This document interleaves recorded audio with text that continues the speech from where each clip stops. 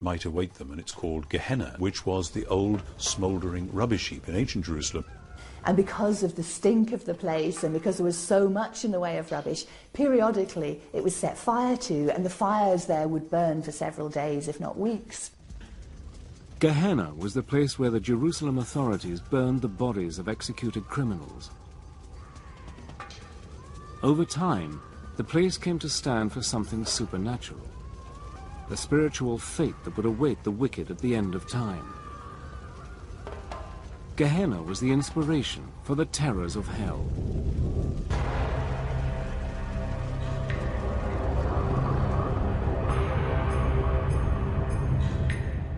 By the time the Christian Gospels are written, towards the end of the 1st century AD, Satan has grown into a powerful figure. By now, Jewish lands are ruled by the mighty Roman Empire. It was a time when the Romans were hated bitterly. To many Jews and Christians persecuted by Rome, Satan is the evil force behind Caesar's throne. In the New Testament book of Revelation, the writer gives Satan one of his most mysterious names, the Beast, 666. The Beast could refer to the Roman Emperor himself. The author of Revelation says that the beast has a human number and it's 666. Now this has traditionally been seen as a reference to the Emperor Nero, and that's because if you take Nero Caesar in Aramaic and count up the numerical values of those letters, it comes to 666.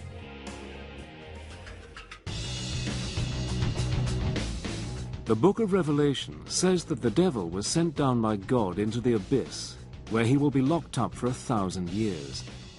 When he gets out, the end of the world will come. An apocalyptic battle will take place as good and evil fight it out to the end.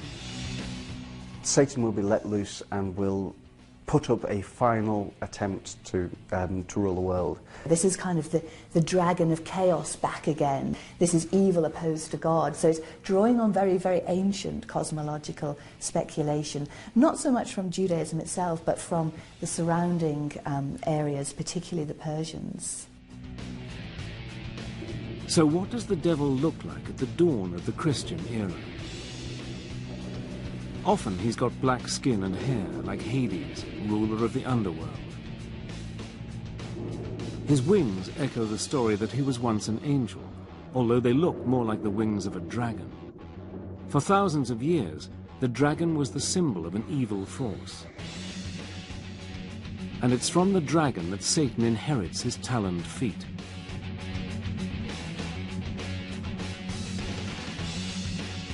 When Satan isn't being a dragon, he's a snake.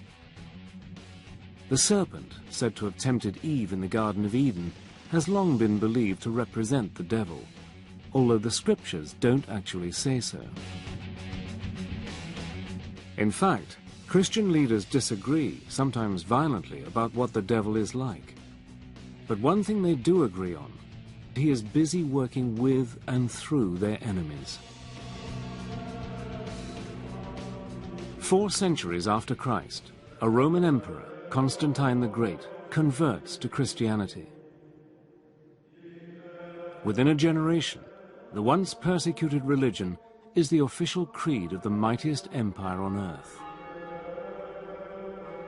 Christian bishops now have real power, backed up by the state, and they use Satan to help them keep it. Again and again, church leaders claim that those who disagree with them, especially other Christian groups, are working for the devil.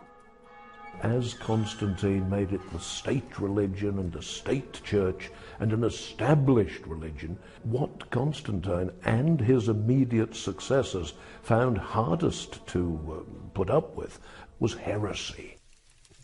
Catholic theologians would have said that because heretics didn't believe the correct Catholic faith, they must be worshipping the evil one instead, God's enemy. The logic is relentless. It's us and them. If you're not with the church and the empire, you're with Satan. It's a short step for the Church to demand that heretics be put to death. The first executions come 450 years after Christ. Over the following centuries, the numbers of people killed for supposedly working for Satan grows to many tens, possibly hundreds of thousands. Under the protection of the Roman Empire, the Christian religion grows quickly. But the bishops worry that the pagan gods are far too popular.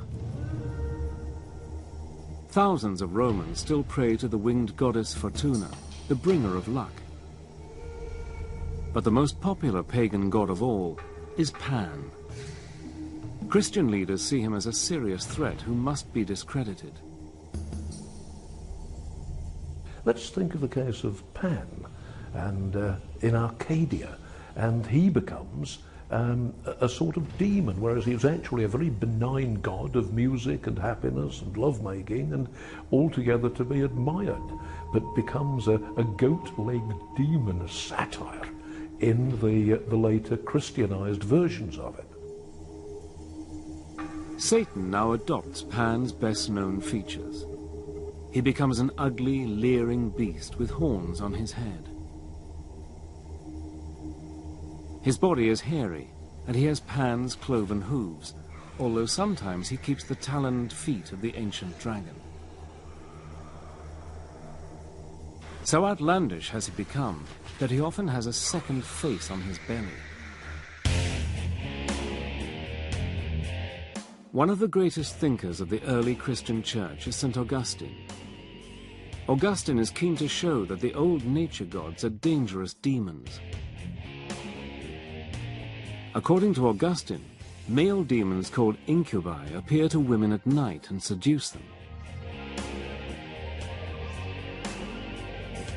Even more disturbing for Augustine, saintly men could be visited in their beds by female demons called succubi and forced to do sinful things against their will.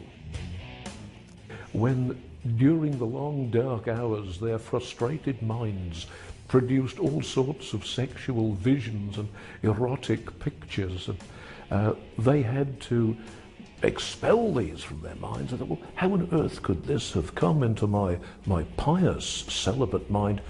It isn't me. This is an entity. This is something downright evil.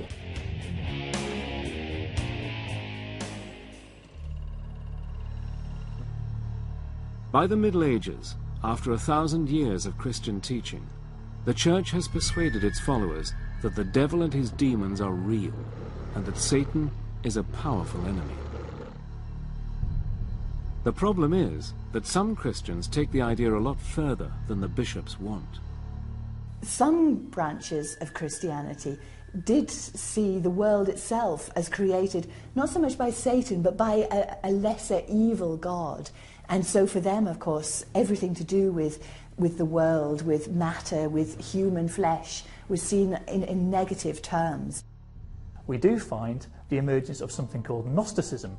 Gnostic Christians carried with them this very clear notion of a good God and a bad God. There's the good God who created everything spiritual, and there's the evil God who created everything physical, which means that everything that you can see or touch or sense with any of the five senses is actually coming from the evil God.